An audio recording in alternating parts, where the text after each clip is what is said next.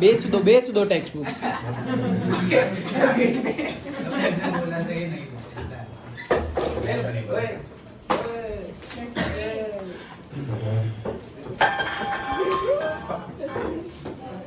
और किसी को नाश्ता वास्ता खोलना हो सर ले आओ ना।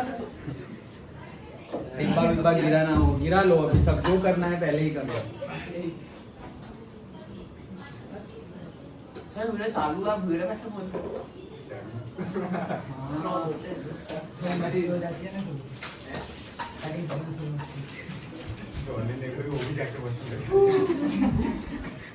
हाँ चलो, तो कहाँ पहुंचे थे हम? ओके, तो फ्रेगमेंटेशन वो सब याद रह गया? फिशन याद रह गया? क्या होता है फिशन में? क्या होता है?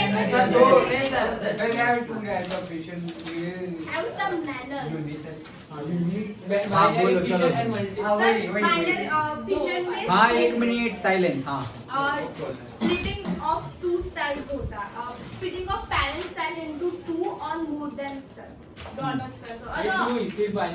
बाइनरी में 2 एंड मल्टीपल में मोर देन। हाँ, और फिर इसमें एग्जांपल किसका देखा था हमने? लिस्टमैनिया। नहीं सर, सेल्यूलर में। हाँ सर, ये बाइनरी फिशन का एग्जांपल बताओ। अमीबा, लेशमानिया, मल्टीपल फिशन में अपना हो गया प्लाज्मोडियम। यस सर, यीस्ट भी देखा था। हाँ, यीस्ट भी देखा था। यस, यीस्ट किस में आएगा? बाइनरी या मल्टीपल? मल्टीपल में आएगा। Yes okay, then next fragmentation. तो प्लाज्मोडियम से कौन सा डिजीज होता है? ना मलेरिया। मलेरिया। वो लिस्टमैनिया ओके, नहीं होना चाहिए अभी, बस चलो। तो फ्रेगमेंटेशन, हाँ बोलो। ये एनसीईआरटी में ये जो पैराग्राफ है ना, वो समझ में नहीं। क्या नहीं? लाओ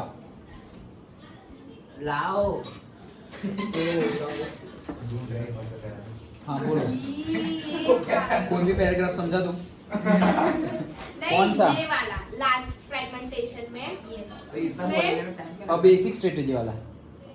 हाँ वो वाला पैराग्राफ। हाँ, तो a basic strategy used in multicellular organisms is that different cell types perform different specialized functions। मतलब कि बेसिक स्ट्रेटेजी जो होती है मल्टी सेल्यूलर ऑर्गेनिज्म में, एक तो होता है सिंगल सेल, जैसे कि अमोइबा है, सिंगल सेल वाली यीस्ट भी होती है और मल्टी सेल वाली यीस्ट भी होती है। मोल्ड होते हैं वो भी फंगाई है, और यीस्ट होती है वो भी फंगाई है, लेकिन यीस्ट हमारी सिंगल सेल्यूलर एंड मोल्ड जो होता है that is multi cellular, like that. So different functions वो परफॉर्म करेंगे।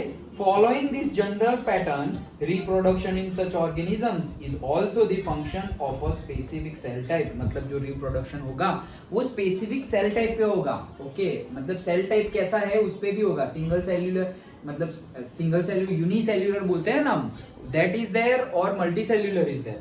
How is reproduction to be achieved from a single cell type if the organism itself consists of many cell types। मतलब कि अगर खुद के ही बहुत ज्यादा सेल टाइप है, उसका सिंगल सेल से रिप्रोडक्शन कैसे होगा? जैसे हमने अमोइबा में देखा, तो अमोइबा तो सिंगल सेल्यूलर ऑर्गेनिज्म है, वो एक ही, उसके अंदर न्यूक्लियस ही एक है। लेकिन सोचोगे कोई मल्टी सेल्यूलर है, उसके अंदर डिफरेंट टाइप्स ही होगा। जैसे हम स्पोर फॉर्मेशन देखा, तो दैट इज द डिफरेंस ना। जैसे हमने बोला था, तुमने क्या पूछा था, कल पूछा था ना किसी ने, कि स्पोर फॉर्मेशन में जो होता है और मल्टीपल फिशन में भी तो वही होता है, हमने बोला था, और डिफरेंस भी देखा था। But that is the basic difference. क्या कि स्पोर फॉर्मेशन में ऑलरेडी मल्टीपल सेल्यूलर, मतलब मल्टी सेल्यूलर है वो। ओके, जो पूरा स्पोर है उसमें मल्टी सेल्यूलर है, डिफरेंट टाइप ऑफ सेल्स है वहां पे।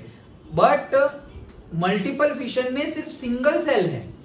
Okay, that is the basic difference. Single cellular एक अमोइबा, लेशमानिया, तो उसके अंदर एक ही सेल होता है, बहुत ज्यादा। जैसे हम मल्टी सेल्यूलर है या यूनिसेल्यूलर है? हाँ, तो वैसे ही। Then the answer is that there must be a single cell type in the organism that is capable of growing, proliferating and making other cell types under the right circumstances. Proliferating means what? It will grow and directly जो fusion और fission की activity होती है उसके related word use किया गया है.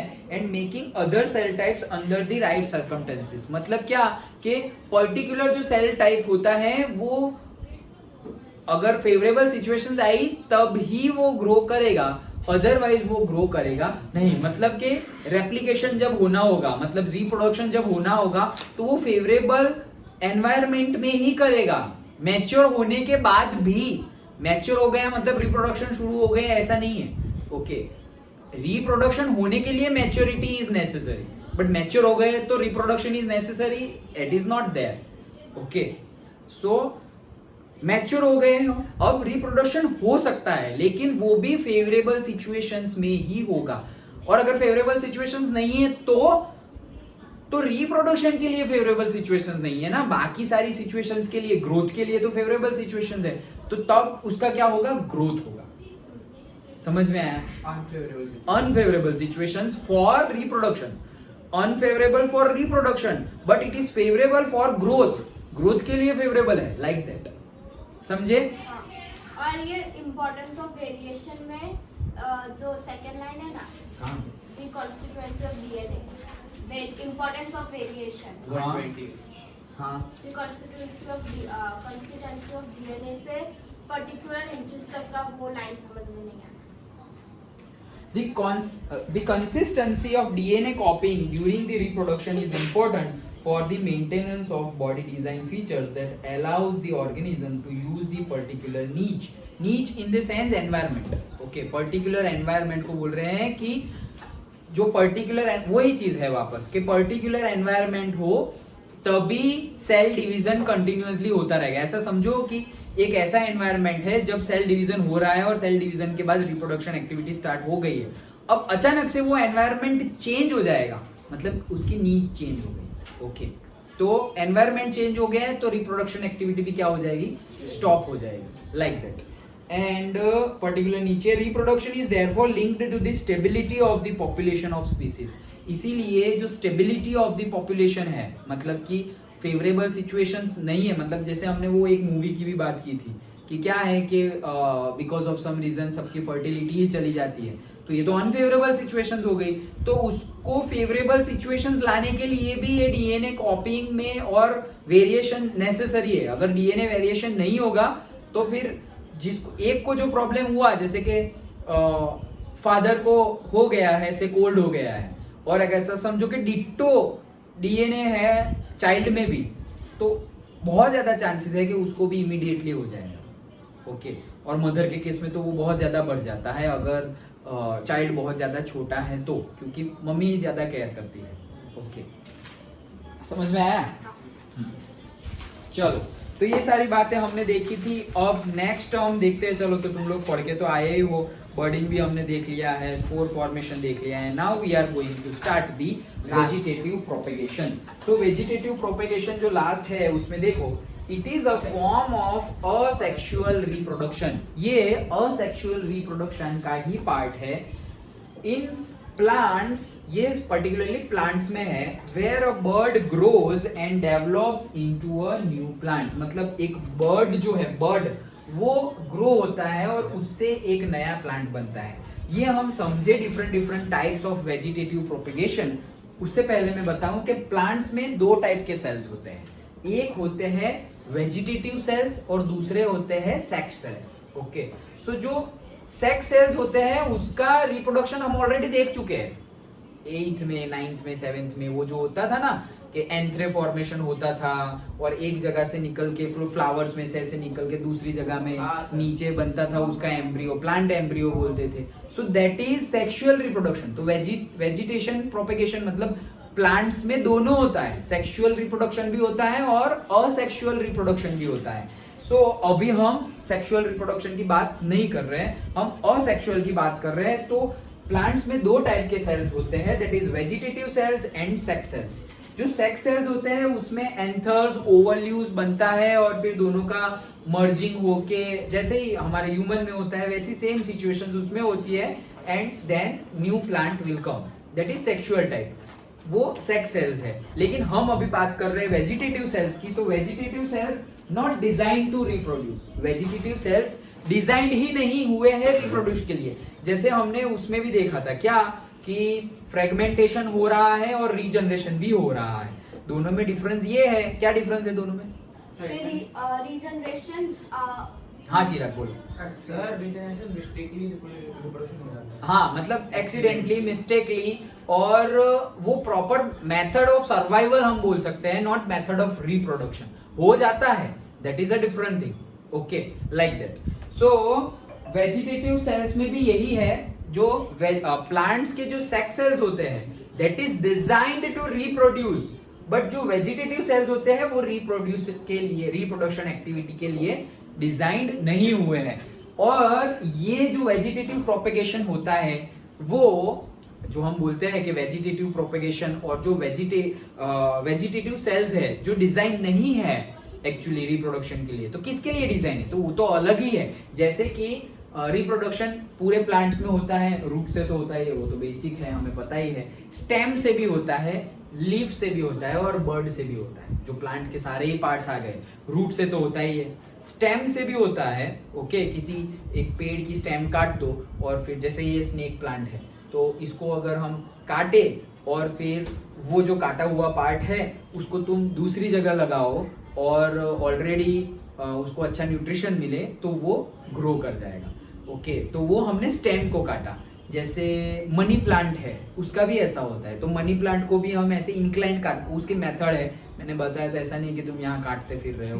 Okay, हाँ, बहुत मेहनत से लगाया है तो ऐसा मत करो। तो इंक्लाइंड उसको ट्रिम करना पड़ता है, कट करना पड़ता है। और जो मनी प्लांट में हम करते हैं तो वो स्टेम कट नहीं करते, दैट इज एक्चुअली हम नोड को कट करते हैं। Nodes and inter nodes will be there. Okay, तो हम पर्टिकुलरली बोल सकते हैं कि वहां जहां से काटा उसमें बर्ड होता है, बर्ड। ओके, तो उसमें से भी होता है। और मनी प्लांट में तो तुम लीफ हो ना, लीफ, और मनी प्लांट, और ये भी ये जो बुद्धा में है वो जेड प्लांट है। तो वो जो जेड प्लांट है उसमें भी लीफ से भी होता है। मतलब सिर्फ एक लीफ है, एक लीफ, एक पत्ता तोड़ा तुमने और अंदर डाला, उसको अच्छा न्यूट्रिशंस मिल रहा है, तो उसमें रूट्स आ जाएंगे और फिर वो एक प्लांट बन जाएगा लीफ में से। ओके, और रूट्स में से ऑब्वियसली होगा ही। ओके, तो रूट्स में से भी होता है, स्टेम में से होता है, लीफ में से होता है, और जो उसके मतलब ब्रांचेस है और ब्रांचेस के बीच में जो बर्ड है वो बर्ड में से भी होता है। ओके, सो लीफ, स्टेम, रूट, और उससे पूरे का पूरा कंप्लीटली न्यू प्लांट आ जाता है। और वैसे ही ये मेथड का यूज करके सुगर केन प्रोड्यूस होती है, रोज फ्लावर्स जो होते हैं वो प्रोड्यूस होते हैं, ग्रेप्स जो होती है वो भी प्रोड्यूस होते हैं। बर्ड का अगर पर्टिकुलरली बताऊं, जैसे मैंने 2-3 एग्जांपल तो दे दिए, यहीं पे दे दिए। ओके, जैसे एक घर वाला एग्जांपल जो तुम घर पे कर सकते हो, वैसा अगर दूं, ये सारे भी घर पे कर ही सकते हो अगर पर्टिकुलर टाइप ऑफ प्लांट हो। तो मनी प्लांट हो तो तुम देखना कहीं पे से तुम जाओ और मनी प्लांट हो तो उसको तुम थोड़ा स्टेम वाला जो थोड़ा बड़ा हो वो काट के फिर तुम अपने घर में लगाओगे तो वो हो जाएगा। उसकी कैरेक्टरिस्टिक्स वापस देखो, सॉइल में भी होगा और वाटर में भी होगा। वो देखो वाटर में है वो। ओके, सॉइल में भी होता है और वाटर में भी होता है। Okay, but again growth different होगा, तो सॉइल में ज्यादा ग्रोथ होगा कंपेयर टू वाटर। ओके, सो एक घर पे दूसरा एक तुम चीज कर सकते हो, दैट इज स्वीट पोटैटो और पोटैटो। स्वीट पोटैटो ले लो या फिर पोटैटो ले लो, तो उसको सपोज तुम काट दो, और काटने के बाद देखना तुम बहुत पके हुए आलू ले आओगे तो उसके ऊपर थोड़े थोड़े बर्ड आ जाएंगे। ओके, तो एक्चुअली उसको काट के तुम ऐसे प्लांट के अंदर रख दो तो उसमें से आलू उगाएंगे, निकल आएंगे। Okay, so that is vegetative propagation. खुद चालू कर दो अब खेती तो घर के ऊपर ऐसे प्लांट बने लगा दो। हाँ, 2-3 मीटर बनाना पड़ेगा ना उसके लिए yes we have to nurture it, उसको अच्छे से देखना पड़ेगा, उसको लाइट मिल रही है। देखो पौधा तो आ जाएगा, और देखो लेकिन वो बहुत ही ज्यादा हैप्पी मोमेंट होता है अगर तुम खुद करो तो। एक्चुअली जैसे कि नहीं होता है कि बेबी डिलीवरी हुआ तो पेरेंट्स को कितनी खुशी होगी कि हाँ हमारे वहाँ पे बैठा हुआ है बेबी, उनकी हैप्पीनेस ही कुछ डिफरेंट लेवल की होती है।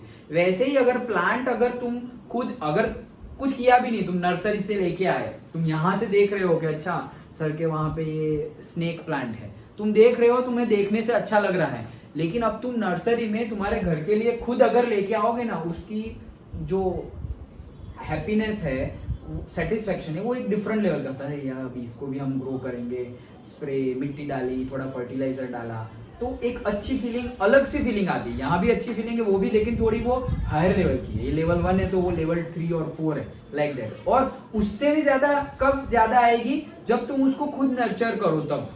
ओके, बहुत अच्छी फीलिंग आती है। वो गार्डनर ही समझ सकता है कि मतलब जितनी, और उससे फार्मर समझ सकता है कि इतनी मेहनत से उसने कोई एक सीड डाला है और वो उसको पानी डाल रहा है, ये वो। तो जब वो पहला जो निकलता है नीचे से बर्ड, ओके, उसमें उसको बहुत ज्यादा, सोचो एक सीड में से बनियन ट्री ले लो, उसका सीड कितना है, ऐसे छोटा सा, ऐसे उंगली के मतलब फ्रैक्शन भी नहीं होगा, एकदम छोटा सा सीड, और उसमें से पूरा का पूरा बनियन ट्री कैसा हो जाता है। Okay, so that is the beauty of nature. चलो, सो बनाना ट्री है तो जैसे स्वीट पोटैटो बर्ड में से होता है, उसके जो बर्ड निकलते हैं उसमें से, वैसे ही बनाना ट्री है तो उसके जो स्टेम होते हैं, बनाना के जो स्टेम होते हैं, स्टेम के अंदर बर्ड होते हैं। तो स्टेम काट के तुम लगा दोगे तो वो भी बड़ा होने लगेगा। ओके, तो स्टेम के अंदर बर्ड होते हैं। देन मैंने दूसरे एग्जांपल्स लिखे हुए हैं, तुम लिखना हो तो लिख सकते हो। मनी प्लांट का तो मैंने दे दिया। Sucker of mint, sucker of mint मतलब पर्टिकुलर टाइप ऑफ मिंट होते हैं ना, वो कहीं भी जगह निकल आते हैं। देखो तुम यहाँ सीढ़ियों से आओगे तो एक एक छोटा छोटा पौधा वहां पे निकल आया होगा। हम ना वहां पे ना पानी डाल रहे हैं, ना सॉइल है, कुछ नहीं है, कहीं से भी निकल आते हैं। पाइपलाइन हो तो पाइपलाइन में से भी अगर एल्गी वेल्गी लग गई है, उसको एनवायरनमेंट मिला तो वो वहां से निकल आते हैं। जनरली सकर किसे बोला जाता है, a part of plant that is used for helping them to stick. Okay, तो वो ऐसे होता है जैसे मनी प्लांट है, तो मनी प्लांट को तुम अगर वॉल के पास रखो, ऐसी बिलीफ सिस्टम है, आई डोंट नो ट्रू और फॉल्स, बट अगर मनी प्लांट को तुम ऐसे खुले में रखा हुआ है, आसपास कोई सपोर्ट नहीं है, तो नेचुरली जो होगा वो ग्रोथ होगा। लेकिन अगर तुम उसको वॉल सपोर्ट दे रहे हो, मतलब यहाँ पे मनी प्लांट है और ये ऐसे वॉल के ऊपर ही ऐसे सपोर्ट रह के ही बड़ा हो रहा है, तो उसके जो लीव्स है वो बड़े होंगे कंपेयर टू द नेचुरल जो ग्रोथ होगा। ऐसे खुले में रख दिया है वो और वॉल के सपोर्ट में रखा है, तो उसको सपोर्ट जब मिलता है तो उसके जो लीव्स होते हैं वो बड़े होते हैं। अब हम सोचेंगे कि अरे यही मनी प्लांट हमारे वहां भी है, और एक ही मनी प्लांट को तुमने ऐसे कटिंग करके बडिंग करके लगाया, एक में बड़े बड़े लीव्स आए और उसी का दूसरा जो है, मतलब उसी का ऑफस्प्रिंग बोलेंगे, चाइल्ड बोलेंगे, उसमें छोटे छोटे ही आ रहे हैं, कभी बड़े हुए ही नहीं। तो अगेन एनवायरमेंटल सिचुएशंस में सपोर्ट भी आ गया। ओके, कि उसको कैसा सपोर्ट मिल रहा है, like that.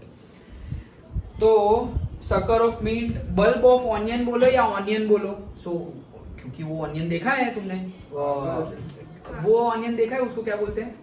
Spring onion, So white वाला? वो बड़े नहीं। बड़े, हाँ, उसको क्या बोलते हैं? स्प्रिंग ऑनियन बोलते हैं। अच्छा, तो वो जो ऑनियन होता है स्प्रिंग ऑनियन, तो उसमें जो हमारा ऑनियन होता है वो लास्ट में होता है। ओके, छोटा सा व्हाइट कलर का होता है, तो हाँ व्हाइट ही होता है, धीरे धीरे करके वो कलर लेगा। So that is known as onion और बल्ब ऑफ ऑनियन, क्योंकि वो ऐसे बल्ब जैसे शेप का होता है। Okay, and bulb of tulip भी होते हैं, तो टुलिप फ्लावर है, फ्लावर। ओके, तो वो उसका भी ऐसे जो शेप होता है ना, वो बल्ब जैसे होता है। Okay, and rhizome of ginger, rhizome in the sense swollen root section. तो जिंजर होता है वो तो रूट ही होता है, लेकिन ऐसा भी नहीं कि सीधा सीधा रूट है, ऐसे स्वॉलन हुआ हो। जिंजर का शेप कितना इरेगुलर होता है, देखा है? हाँ, यस, ये क्या बोला है, वही भी रूट होता है। हाँ, क्या टर्मरिक, हल्दी। ओके, चलो। सो दूसरा है leaves of bryophyllum, birds from leaves, मतलब ब्रायोफिलम्स का लीव्स होता है, उससे ये एग्जांपल तो बुक में दिया हुआ है। ये जो लीफ है that is a leaf of bryophyllum. तो उसमें क्या है कि ये जो है, देखो ये फिगर, तो वो हमारा एक लीफ है, लेकिन लीफ में देखो साइड पे उसकी बॉर्डर पे छोटे छोटे बर्ड आ गए हैं। अब ये लीफ को भी तुम अगर नीचे डाल दिए, या फिर ये बर्ड यहाँ से तोड़ के अच्छे से प्लांटेशन कर दिया, एक्चुअली यहाँ से अगर तुम तोड़ो बर्ड को तो उसे बोलते हैं प्लांटलेट। ये लीफ है, उसमें से तुमने एक बर्ड निकाल लिया सपोज, तो उसको बोलेंगे प्लांटलेट, मतलब पूरे का पूरा नहीं निकाला, लेकिन उसका थोड़ा एक पार्ट निकाला हुआ है। तो उसे बोलते हैं प्लांटलेट। तो उसको भी तुमने अच्छे से नरिश किया तो उसमें से भी एक नया प्लांट आ सकता है। तो ये सारी मेथड तो है नेचुरली, ये नेचुरली हो रहा है सब। नेचुरल इन द सेंस हमारा इंटरफियरेंस है कि हम काट रहे हैं या फिर बर्ड निकाल दिया ये वो, लेकिन सब जगह तो हम ये सब करने नहीं जा रहे हैं। ओके, अब with the advancement of technology there are so many artificial methods also for vegetative propagation।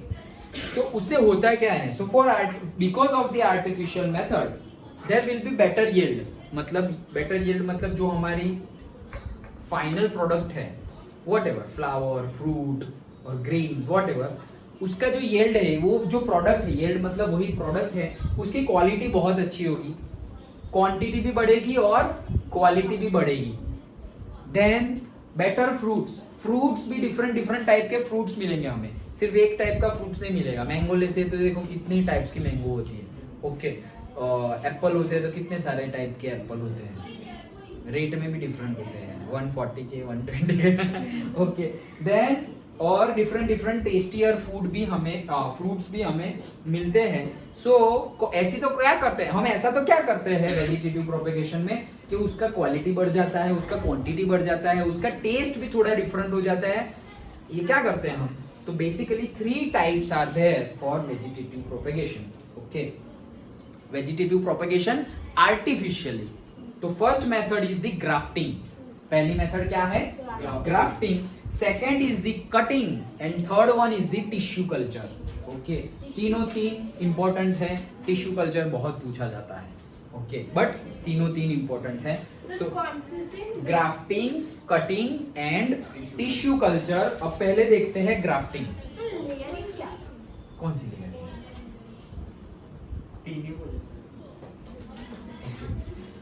So grafting में क्या होता है, सोचो कि तुम्हारे पास कोई भी प्लांट के एक्स्ट्रा ऑर्डिनरी जो हाईएस्ट क्वालिटी वाले प्लांट है, मतलब सपोज तुम मैंगो प्लांट है तुम्हारे पास। ओके, अभी ट्री नहीं बना है, प्लांट ही है, लेकिन जब ट्री उसको तुम्हें कुछ एक्स्ट्रा ऑर्डिनरी बनाना है, और से रोज का एग्जांपल ले लो। रोज में भी ऐसा करते हैं जनरली कि भाई रेड रोज एंड व्हाइट रोज, और तुमने वो दोनों को मिक्स कर दिया तो तुम्हें मिल गया ऐसे वो पिंकिश टाइप। ओके, हाँ, वैसे रोज आ गया, लाइक दैट। तो एक्चुअली कैसे ये करते हैं हम, ग्राफ्टिंग से। तो ग्राफ्टिंग मतलब क्या, सपोज एक सीधा ऐसे ये हमारे पास एक ये मेरा प्लांट है, मैं ऐसे ही ड्रॉ करता हूँ। ओके, तो हमने इसको काट दिया।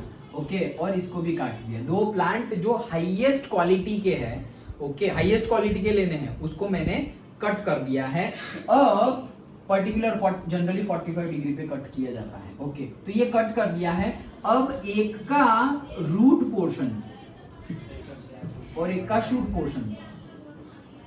ओके, शूट मतलब स्टेम वाला। ओके, सो एक का रूट पोर्शन जनरली नीचे से होगा, और तो ये लिया जाएगा और इसका ये ऊपर वाला लिया जाएगा, जहां से काटा हुआ है वैसे ही लिया जाएगा। मतलब अगर ऐसे शेप में लाइक दैट। अब इन लोग को एक दूसरे के ऊपर लगा दिया जाएगा और उसके ऊपर टेपिंग कर दी जाएगी। उसके ऊपर क्या कर दिया जाएगा, टेपिंग कर दी जाएगी। मतलब तुम सेलो टेप भी लगा दो तो भी हो जाएगा।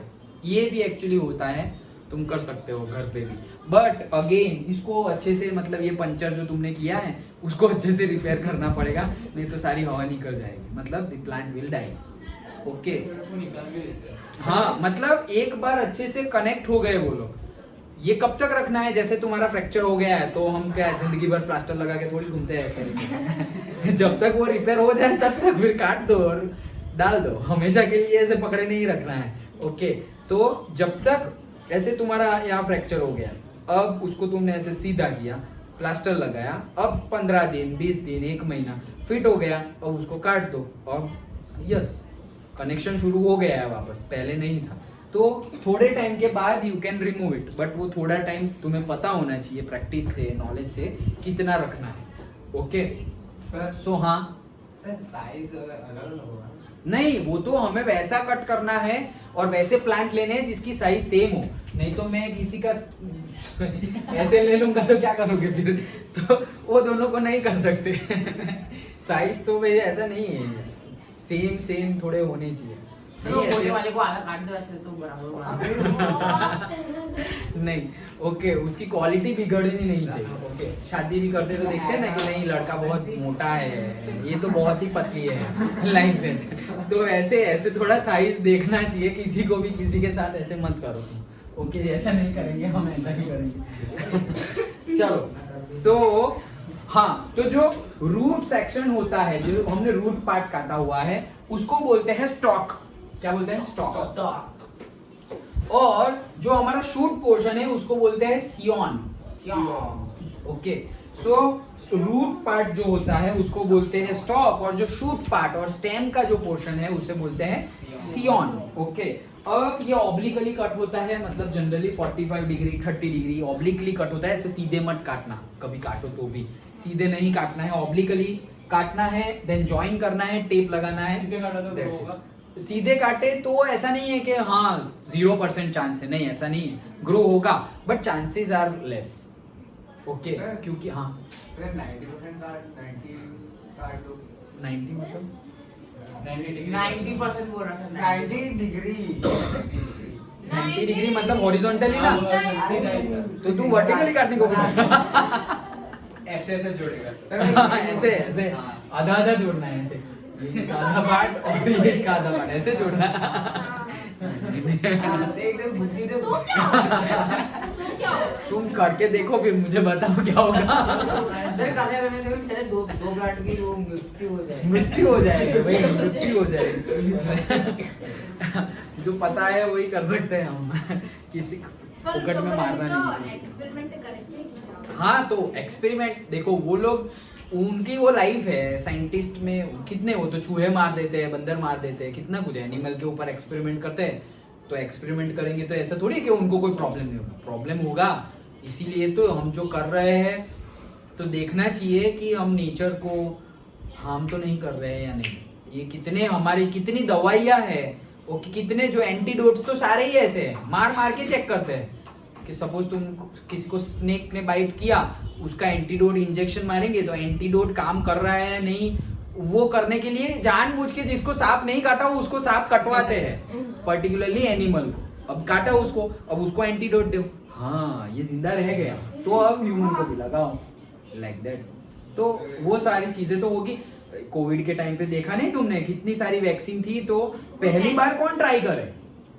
वैक्सीन ले तो ली लेकिन वर्क करेगी नहीं करेगी, किसी की डेथ हो जाए, वो ट्राई कौन करे पहली बार? तो जो पूरे वर्ल्ड में जनरली जो जिनके ऊपर ट्राई हुआ था सारे ही वॉलेंटियर्स थे, वो सामने से आए थे, किसी ने नहीं बोला कि नहीं इस पे ट्राई करो, सामने से आए थे कि सपोज उनकी एज भी 90 इयर्स 85 इयर्स 95 इयर्स के अप वाली है, और वो लोग आ रहे हैं कि यार अभी तो जाने का समय वैसे भी हो गया है तो अगर जो करना है कर लो, अगर जिंदा रहे तो हाँ अमर हो जाएंगे, मतलब कि हाँ ऐसे कोई चीज के लिए हमने बलिदान दिया था, सेक्रीफाइस। अगर मर गए तो भी फेमस और नहीं मरे तो भी फेमस। ओके, मतलब दोनों हाथ की वाले, ऐसा कुछ है ओके, चिट भी अपना और पट भी अपना है। चिट और पट क्या है?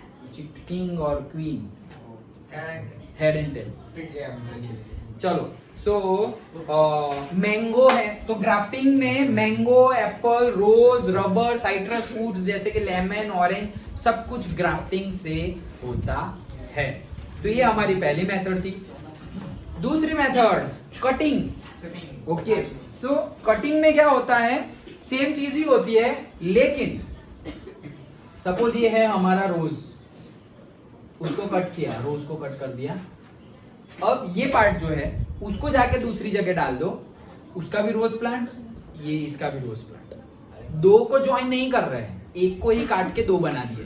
तो उसमें दो का एक बनाया, इसमें एक का दो बनाया। हाँ, ओके, तो हम ये कर सकते हैं कि ये जो ग्राफ्टिंग जिसकी हुई है उसका जो बाकी वाला पार्ट है उसको डाल दो। किसी की मृत्यु नहीं हो। ओके, तो किसी की भी मृत्यु नहीं हुई और यहाँ पे हमें एक नया प्रोडक्ट भी मिल गया। 2 से 3 हाँ, चलो, तो रोज है, देखो कटिंग से क्या हो रहा है, कौन कौन एग्जांपल, रोज है, बोगनविला है, फ्लावर प्लांट देखा है बहुत बड़ा होता है बोगनविला। हाँ वो सर सो शुगर केन है, उसका भी कटिंग से होता है, शुगर केन को भी ऐसे तुम काट दो और फिर जनरली ऐसा ही होता है। शुगर केन देखा है कभी, हार्वेस्टिंग ऑफ शुगर केन, पूरी की पूरी उखाड़ नहीं देते, नीचे थोड़ी रहने ही देते हैं। ओके, इतनी रहने दी, काट दी। अब जो रहने दिया है उसका फिर से करेंगे या फिर वहीं रहने देंगे, धीरे धीरे करके। जनरली वहीं नहीं रहने देते, पूरा निकाल के फिर से करते हैं। उल्टा डाल दे के सीधा डाल दे। जो खाता हुआ है उसका ऐसा है। क्वेश्चन तो सही है, क्वेश्चन सही है, लेकिन उसका आंसर नहीं है मेरे पास। लेकिन गूगल सर्च करते हैं। हाँ, नहीं बाद में कर लेंगे गूगल सर्च। ओके, और किसी को पता नहीं है, कोई नहीं है फार्म रिलेटेड टू एग्रीकल्चर? हाँ, क्योंकि रूट्स तो अंदर ही होंगे, तो जनरली सीधा ही डालेंगे। लेकिन मुझे ऐसा लग रहा है कि उल्टा डाला तो भी हो जाएगा शायद। काटते हुए देखा है मैंने भी काटते हुए देखा है, बट उसका फिर से ग्रोइंग करते हुए नहीं देखा। और इतने फार्म वाले, खेती करने वाले फ्रेंड्स हैं मेरे, लेकिन कभी ऐसी बात ही नहीं की। सर अभी कॉल करते हैं। उतना अच्छे मैंने रिलेशन नहीं रखे। अच्छा चलो, दूसरा होता है कटिंग में नोड्स और इंटर नोड्स में से भी काटे जाते हैं स्टेम में से, और उसमें से पूरा नया प्लांट आ जाता है। मनी प्लांट का एग्जांपल हमने देखा। अब चलो, अब थर्ड टॉपिक देखते हैं, थर्ड मेथड देखते हैं, दैट इज टिश्यू कल्चर। अब टिश्यू कल्चर में क्या हो रहा है कि पर्टिकुलर टिश्यू लिया जाता है। ओके, प्लांट का पर्टिकुलर टिश्यू लिया जाता है। जैसे तुम्हें 10th में करवाया नहीं सर, एक्सपेरिमेंट करवाए, क्या? टिश्यू के एक्सपेरिमेंट। ओके, तो वो जो होता क्या है, मे बी 10th में लास्ट में नाम के खातिर करवा देंगे, या फिर 11th में अगर बायोलॉजी लिया तो ऐसा कुछ नहीं होता हमारे। कोई बात नहीं, होता है, पर हमें नहीं। थोड़े टाइम के बाद हम कर देंगे, क्लास में सब कुछ ही स्टार्ट कर सब देंगे। पहले पर बताओ सर, तो सही। हाँ, बट अब क्या करें। हम आएंगे। हाँ, मैंने प्लान किया है। ऊपर की साइड। एक स्मार्ट बोर्ड लाना है, लेबोरेटरी लगानी है, बहुत कुछ करना है। सर ऊपर की साइड ना वो बना दो, साइंटिस्ट वो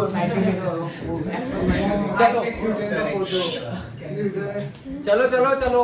हाँ, तो अब क्या होगा टिश्यू कल्चर में कि पर्टिकुलर टिश्यू लिया जाता है और वो टिश्यू को एक न्यूट्रिएंट मीडियम में रखा जाता है। ओके, मतलब कि एक पर्टिकुलर आर्टिफिशियली, सपोज तो हम नहीं केमिकल रिएक्शन करके सॉल्यूशन, जैसे तुमने NaOH का सॉल्यूशन लिया, वैसे ही एक न्यूट्रिएंट मीडियम, मतलब पर्टिकुलरली जिससे वो टिश्यू को न्यूट्रिशन मिले, वैसा मीडियम रखा जाता है। अभी सपोज तुमने वो ले लिया, वो टेस्ट ट्यूब में वो ले लिया, बीकर में ले लिया, फ्लास्क में लिया, अब उसको वो न्यूट्रिएंट मीडियम में रखा। अब मीडियम में रखा है तो होगा क्या कि वो ग्रोथ होगा धीरे। अब जब वो ग्रोथ होगा उसको बोलते हैं कैलस। जो ग्रोथ हुआ है ऑलरेडी उसको क्या बोलते हैं? कैलस। मतलब वो टिश्यू नहीं, अब टिश्यू का ग्रोथ हो गया है, वो उसको बोलते हैं कैलस। अब कैलस के थोड़े पार्ट्स निकाले जाते हैं, पूरा का पूरा कैलस नहीं, कैलस के थोड़े पार्ट निकाले जाएंगे। ये प्रोसेस को बोलेंगे डिफरेंशिएशन। ओके, जैसे कि it is a process forming specific parts from a generalize cell. मतलब ये जो कैलस है उसमें से थोड़े पार्ट्स निकाले गए, जिसे हमने पहले बोला था कि अगर कोई बर्ड निकला हुआ है उसको थोड़ा तो प्लांटलेट बोलेंगे। तो ये इसमें से थोड़े प्लांट पार्ट निकाले। ओके, वो प्रोसेस को बोलेंगे डिफरेंशिएशन प्रोसेस। अब ये एक था, मतलब कि ये बीकर में मैंने न्यूट्रिएंट मीडियम में ये टिश्यू रखा था।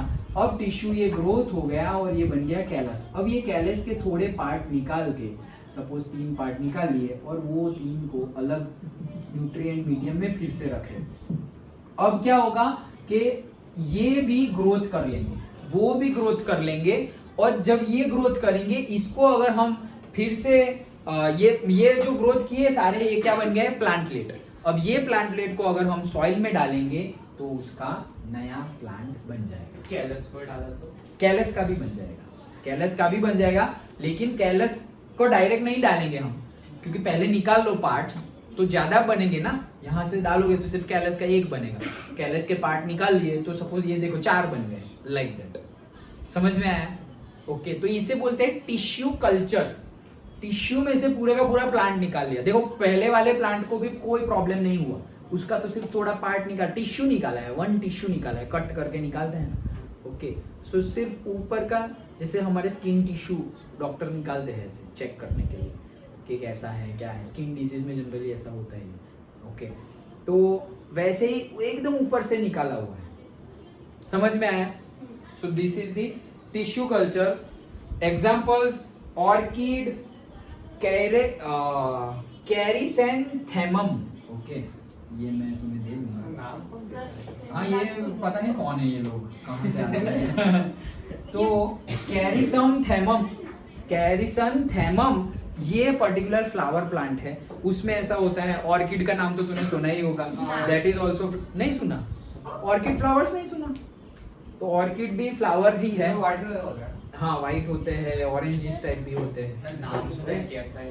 अच्छा, कोई नहीं, ट्राई कर लेना तुम लोग। फिर दूसरा एक होता है asparagus. Okay, asparagus generally mountain region में होता है, इंडिया में बहुत ज्यादा होता है, ऑस्ट्रेलिया में भी बहुत ज्यादा होता है एस्पेरागस, जिसका इंडियन नाम है शतावरी।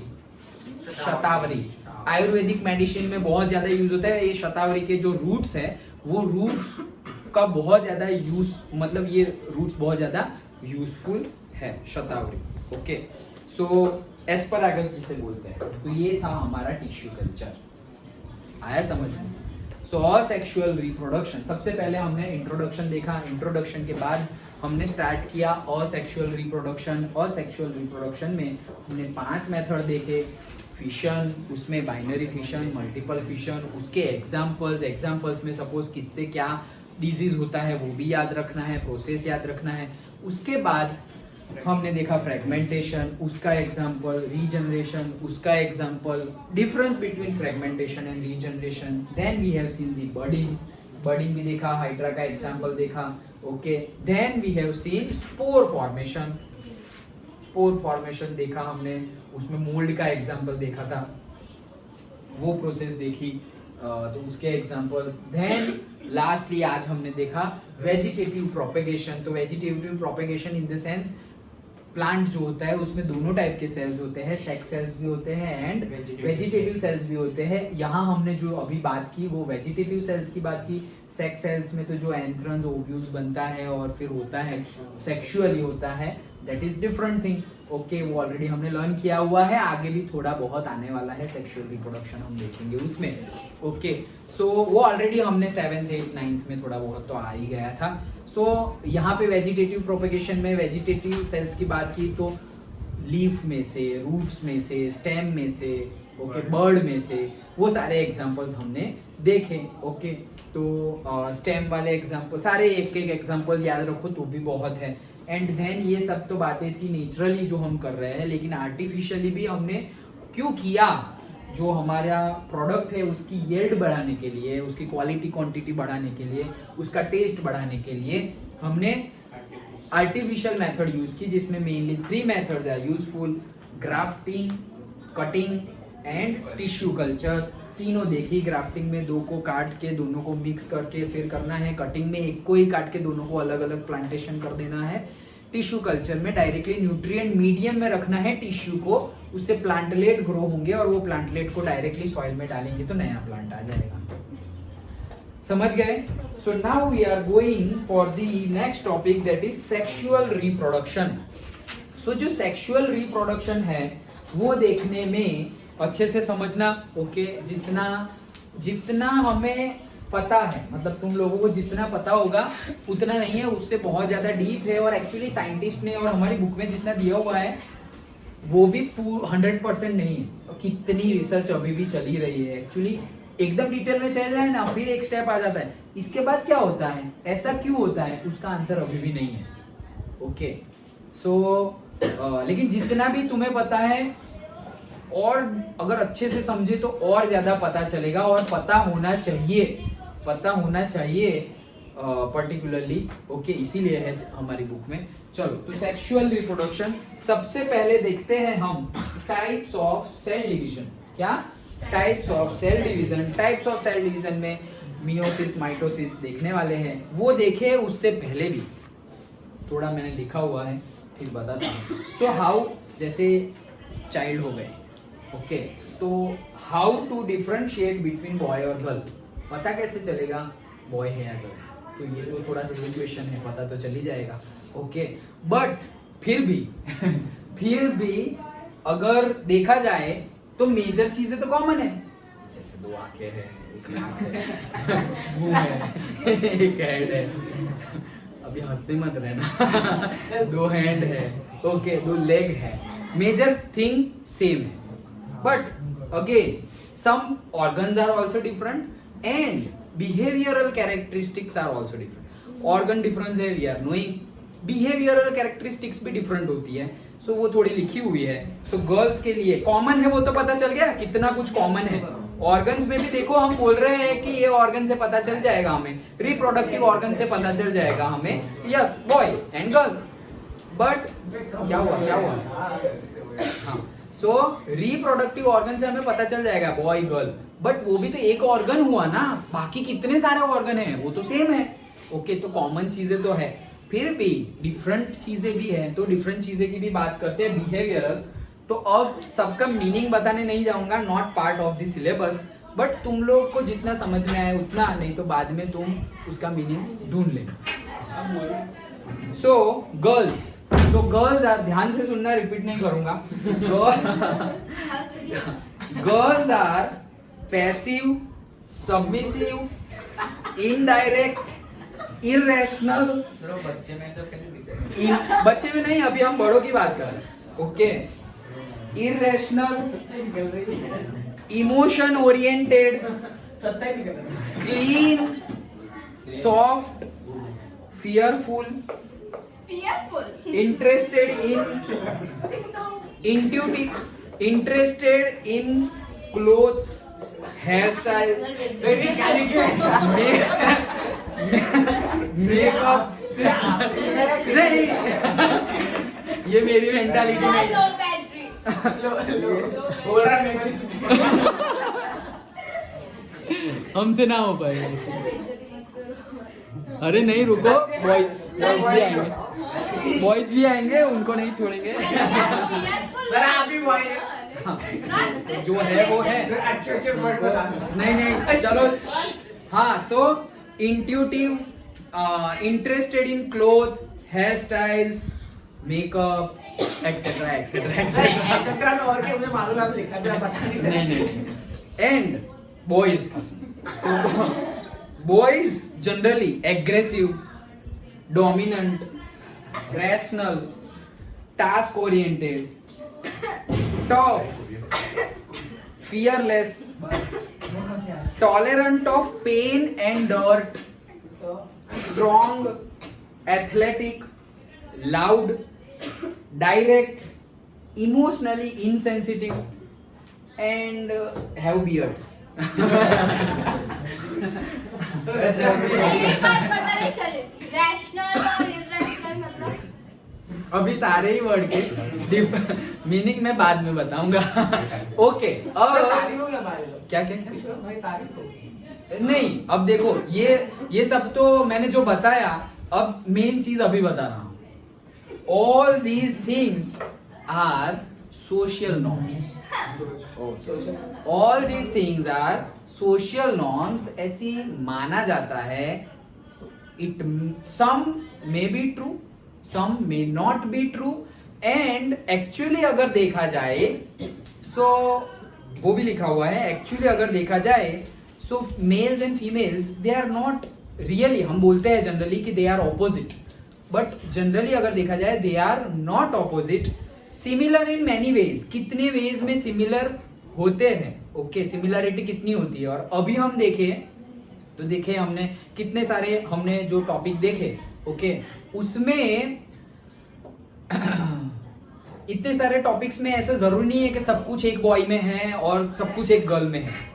Always we will find mixture of both. Okay, मतलब जैसे हमने बॉय को बोला कि भाई उसको फर्क नहीं पड़ता, डर्ट है और पेन हो रहा है, लाइक दैट. ऐसा नहीं है, गंदगी में कोई नहीं रहते. क्लीनलीनेस हमने बोला कि यस गर्ल, हाँ ट्रू, बट ऐसा नहीं है कि बॉयज क्लीन नहीं होंगे. हमने बोला कि भाई fearful girl and fearless man, not always. होते हैं थोड़े कावर्ड बॉय, और fearless woman. चैप्टर में Okay. इंग्लिश में कुत्ता भागता है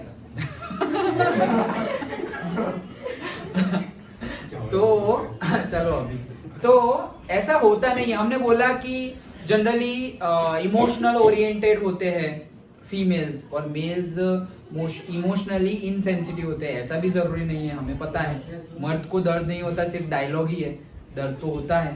ओके, वो रोते नहीं है, वो भी सिर्फ कहना ही है, रोते भी है। ओके, सो एक्चुअली वो सारी चीजें हैं, वो सोशल नॉर्म्स है और पहले की बातें और बिलीफ सिस्टम है। जैसे मैंने बताया, some may be true, some may not be true, उसको ज्यादा सीरियसली लेने की जरूरत नहीं है। अब आ जाते हैं हम चलो अब ध्यान से, सिमिलैरिटी बिगिन विद दी। अब मैंने बोला कि बहुत सारी सिमिलैरिटीज है, तो सिमिलैरिटी स्टार्ट ही होती है जीन से। ओके, डीएनए हम देखेंगे तो वहां से स्टार्ट होती है। अब एकदम ध्यान से सुनना, कंफ्यूजन हो गया तो कंफ्यूजन ही रहेगा, ध्यान से सुनना। Both have 23 pairs of genes. दोनों की कितनी पेयर्स ऑफ जीन्स है? 23 पेयर्स। पेयर्स मतलब टोटल कितने क्रोमोसोम्स हुए? 46। Okay, so 23 pairs of genes है। 23 पेयर्स मतलब टोटल कितने? 46। Okay, so both have 23 pairs of genes, only one make a sexual difference. ये 23 में से हम बोल रहे हैं ना कि रिप्रोडक्टिव ऑर्गन देख लो तो पता चल जाएगा कितने कौन है क्या है। ये 23 में से 22 पेयर्स जो होते हैं वो सेम जैसे होते हैं, सेम जैसे ही होते हैं। सिर्फ और सिर्फ वन पेयर, 23 नंबर वाला वन पेयर जो होता है वही डिफरेंट होता है, और वही है हमारा रिप्रोडक्टिव के लिए, रिप्रोडक्शन के लिए जो डिफाइन करता है सब कुछ, वो आगे हम अभी देखने ही वाले हैं। लेकिन सिर्फ वन जो पेयर होती है, that is the sexual pair हम बोल सकते हैं, जिससे सेक्स डिफरेंस हो जाता है, मतलब कोई मेल बन जाता है और कोई फीमेल बन जाता है, वो सिर्फ वन पेयर है। बाकी के 22 पेयर्स तो सेम ही है कि भाई हाइट इतनी होगी, मतलब ऐसा समझो कि पेरेंट है, मदर फादर, उसमें से उनका चाइल्ड हुआ, तो मदर फादर का चाइल्ड हुआ तो सिर्फ एक पेयर डिसाइड करेगी कि वो बॉय होगा या गर्ल होगी, सिर्फ एक पेयर। बट बाकी सारी जो पेयर है, ऐसा समझो कि हाइट वाले जो क्रोमोसोम्स थे वो मदर वाले ज्यादा इफेक्टिव थे, सो जो चाइल्ड होगा उसकी हाइट किसके जैसी होगी? मदर जैसी। अगर वॉइस वाले, वॉइस के रिलेटेड जो क्रोमोसोम्स थे वो ज्यादा डोमिनेंट थे ऑफ फादर, तो जो चाइल्ड का वॉइस क्वालिटी होगा वो किसके जैसा होगा? फादर जैसा। तो वैसे सारे ही ट्रेट्स मिक्स होके आएंगे। अच्छी बात है ना, मिक्स होके आते हैं। ओके, वेरिएशन नीड्स, नहीं तो नहीं चलेगा। ओके, हमने देखा था कि क्या हो जाएगा? एक्सटिंक्शन हो जाएगा कभी इनफेवरेबल सिचुएशंस में। तो नंबर 23 जो होता है वही डिफरेंट होता है, और दो टाइप के क्रोमोसोम होते हैं, ध्यान से, एक होता है एक्स क्रोमोसोम और एक होता है वाई क्रोमोसोम। हाँ सर, तो हेरिडिटी में आ रहा है ना? हाँ, हेरिडिटी में भी आएगा, आगे का चैप्टर में भी आएगा। ओके, बट यहाँ जितना नेसेसरी है वो तो हमें डिस्कस करना ही है। So X chromosome and Y chromosome, जो एक्स क्रोमोसोम होते हैं वो बिगर होते हैं compare to Y chromosomes. X chromosomes जो होते हैं वो बिगर होते हैं and has more genes on it, उसमें ज्यादा जीन्स होते हैं। And Y chromosomes generally compare to the X chromosome smaller होते हैं and has less genes on it and has male sex determining genes. मतलब इससे ही पता चलता है मेल सेक्स डिटरमाइनिंग जीन्स क्यों बोला गया है, वो आगे अभी हम देखने वाले हैं। ओके, क्यों? क्योंकि समझो जो गर्ल्स है, से फीमेल्स बोलते हैं और यहाँ पे मेल बोलते हैं, तो ये फीमेल का जो सेल है, सेक्स सेल्स है, उसमें एक्स और एक्स पेयर, 23 नंबर का पेयर जो है वो ये है, तो उसमें एक्स और एक्स होता है, और यहाँ पर है वो क्या है? एक्स और वाई। तो ये जो y है उससे पता चलेगा कि अब देखो जनरली अभी x होगा तो different child male, boy girl वो सब अभी आगे हम देखने वाले हैं कि X X X Y, but सोचो एक्स एक्स हो या एक्स वाई हो, बॉय होगा या गर्ल होगा, किसके ऊपर डिपेंड है? फादर के ऊपर या मदर के ऊपर? फादर के ऊपर डिपेंड है, क्योंकि यहां से तो हर बार एक्स ही आने वाला है, मदर से तो हर बार एक्स ही आने वाला है। और सोचो कि हमारे जो एंसेस्टर थे वो कितनी फीमेल्स पे कितने अत्याचार किए, जस्ट के ये हमें लड़का नहीं दे रही, लड़का नहीं दे रही, हर बार लड़की दे रही है, मतलब जब भी उसका चाइल्ड हुआ तो हर बार डॉटर ही हो रहा है। सोचो, लेकिन साइंटिफिकली देखा जाए सो उनके हाथ में तो कुछ है ही नहीं, डिटरमाइनिंग तो यहां पर है, मेल्स में है, तो यहां से अगर आ गया तो ऐसा होगा। ओके, समझ में आया? साइंटिफिक तो बिलीफ सिस्टम हमारी भी अगर वैसी हो तो हमें चेंज कर देनी चाहिए with the knowledge. Okay, so sex determining male genes, हमने बोला ना कि male has male sex determining genes, वो किस में होता है? मेल्स में, मतलब दैट इज द वाई में। ओके, तो वही चीज हमें देखनी थी। और अब फीमेल्स में एक्स एक्स और मेल्स में एक्स वाई, और जनरली जब हमारा जो सेक्स सेल्स ऑफ फीमेल्स है उसे हम बोलते हैं एग बोलते हैं और ओवम बोलते हैं। ओके, और सेक्स सेल्स जिसे गैमेट भी बोलते हैं, सेक्स सेल्स को क्या बोलते हैं? गैमेट। वर्ड सुन के ऐसे मतलब ये क्या है वापस, ऐसा नहीं, सेक्स सेल्स को ही क्या बोलते हैं? गैमेट। तो फीमेल्स का सेक्स सेल्स जो होता है उससे क्या बोलते हैं? एग। ओके, और ओवम। ओके, और मेल का जो सेक्स सेल्स और गैमेट होता है उसको बोलते हैं स्पर्म। नाउ जब स्पर्म और एग मिलेगा, ओके, सो ऑलरेडी मतलब के ऐसा समझो कि जैसे मेल के, अभी फीमेल है तो फीमेल में तो क्या है? एक्स एक्स ही है, तो कोई प्रॉब्लम ही नहीं है, मतलब यहां से तो जो आएगा उसमें क्या होगा? एक्स ही होगा। लेकिन सपोज एक स्पर्म है, ओके, ऐसे करके कुछ है ना, ऐसे ही कोई फिगर दे दिया, तो ऐसे ही करके कोई फिगर, मतलब ऐसे ही फिगर में अगर बना दिया तो अब हम बोलेंगे कि भाई ये एक्स होगा या वाई होगा, तो जनरली नहीं, वाई नहीं। ओके, सपोज 1000 स्पर्म्स है, 1000 स्पर्म्स है तो 50-50 का रेशियो होता है, मतलब अगर 1000 स्पर्म्स आगे जा रहे हैं फर्टिलाइजेशन के लिए, सो उसमें से 50-50 मतलब 500 होंगे एक्स और 500 होंगे वाई।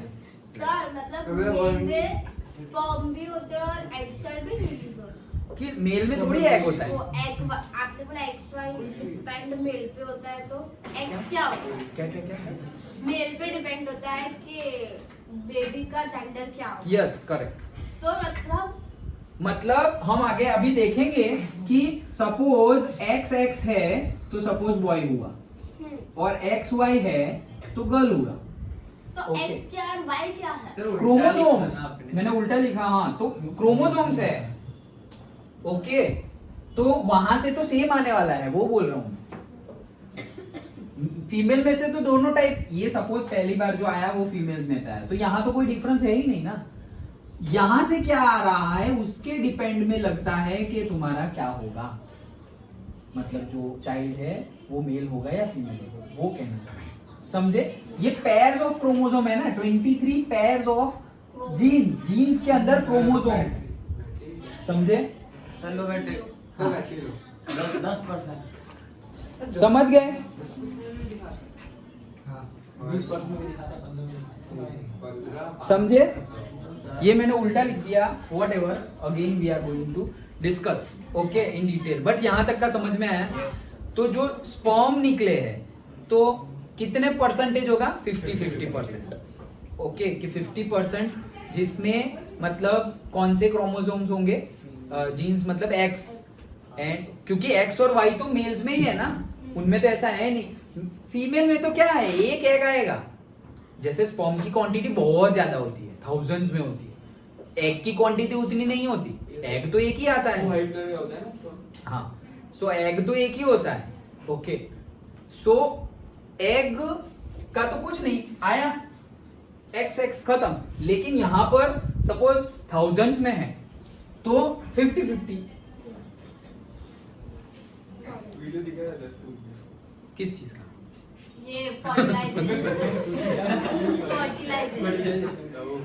अच्छा ये पीने जैसे है ना वो मैंने है ना अभी 2-3 दिन पहले ही मैंने 2-3 दिन पहले ही एक वीडियो देखा था। तो उसमें वो टीचर है ना, वो एक्सपेरिमेंट करके दिखाते हैं, अच्छे अच्छे एक्सपेरिमेंट करते हैं सारे ही। तो उसमें से बोले अरे सर बहुत ही मजे से समझ में आया, बहुत मजे से अच्छे से सब कुछ समझ में आ गया। तो बोले कि सर आप जितने भी एनसीईआरटी में जितनी भी एक्टिविटी है ना सबका ही आप एक्सपेरिमेंट करवाओ। तो बोले बेटा हम बायोलॉजी भी पढ़ते हैं उसका एक्सपेरिमेंट नहीं दिखा सकते लाइक दैट, क्योंकि वीडियो है तो वीडियो में यस यू कैन सी कि यहाँ से वो एक्चुअली अभी कौन था, हाँ 9th का था ना, एनिमेशन में ज्यादा पता चलेगा। अभी मैं बोलूं कि सपोज ये मैंने ड्रॉ किया ओके, और यहाँ पे एग है, तो एग्जैक्टली ऐसा थोड़ी एग होगा और एग्जैक्टली ऐसा थोड़ी स्पर्म होगा। बट तुम वीडियो देखोगे तो पता चलेगा कि अच्छा ऐसे स्पर्म जा रहा है, और तुम्हें मतलब थाउजेंड से इन मैनी थाउजेंड्स होते हैं स्पर्म्स, लेकिन जो फर्टिलाइजेशन होता है वो सिर्फ एक का होता है, सोचो। और जैसे ही एक हो गया मतलब ऐसे सब लोग भाग रहे हैं और ऐसे करके एक घुस गया तो ये बंद हो जाता है। हाँ। पहले खुला हुआ होता है कि हाँ पेनिट्रेशन हो सके, और जैसे ही एक स्पर्म अंदर गया तो पूरे का पूरा ओवम क्लोज हो जाता है। सर मतलब बाकी सब बेकार से आ जाएगा। बेकार यूजलेस, कुछ काम नहीं होगा। बट काम तो हो गया ना भाई, फर्टिलाइजेशन तो हो गया, वही तो करना था। तो ऐसा नहीं कि खाली एक ही निकले पूरा बर्बाद किया जल्दी में मतलब नहीं मतलब वो सर अगर 2-3 चले गए तो नहीं जा सकते, वही तो है। नहीं सर 2-3 मतलब बराबर में है सर। नहीं जा सकते सर वो तो चलो ठीक है। नहीं जा सकते क्योंकि फिनिश लाइन पे पहुंचोगे, जैसे ही अंदर गए तुम, जैसे कि रेस है, 2 लोग तो जीत नहीं सकते ना, फ्रैक्शन ऑफ सेकंड का तो डिफरेंस होगा ना। इतना भी तो वो बंद होगा तो दूसरा तक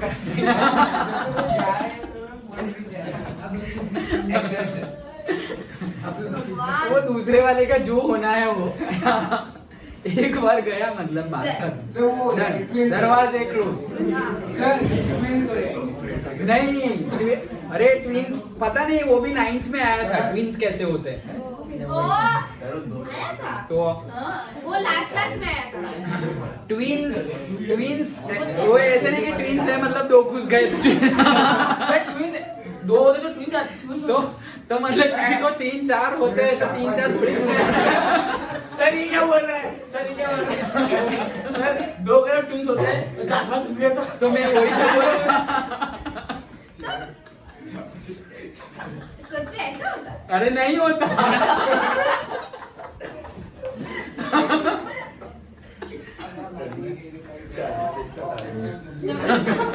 बस ये सब रिकॉर्ड हो रहा है तो वो डिलीट कर जाएगा वो तो मैं तो ऐसे ही डाल रहा हूँ।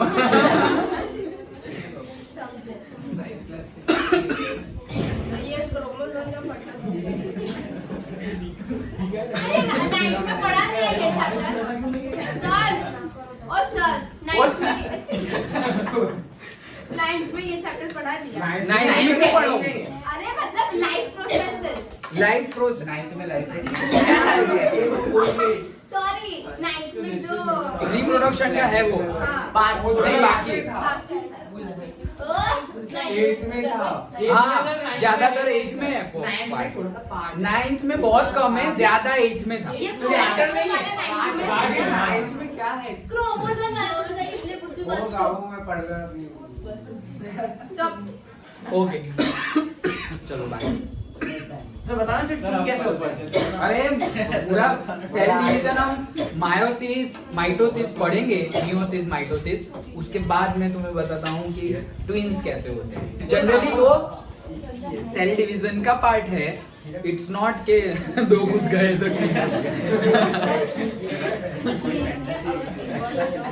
हो सकता है ना। क्या क्या कैसे मतलब क्या क्या क्या एक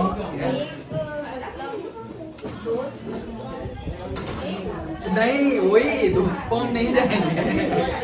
वो बता दो कल हम डिस्कस करेंगे सर हाँ